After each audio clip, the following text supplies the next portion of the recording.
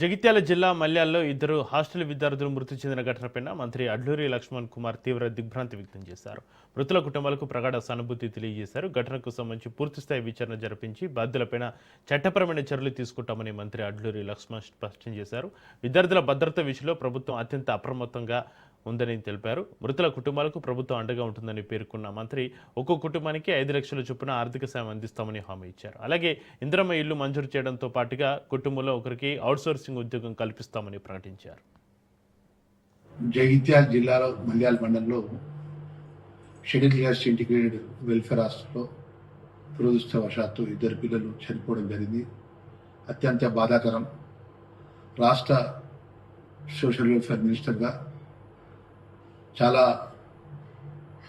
ఊహించిన సంఘటన. ఆ పిల్లలు సుమారు 3 గంటల ప్రాంతంలో బయటకు వెళ్ళడం, అనుకోకుండా ఆ చెరువులో పడి చనిపోవడం.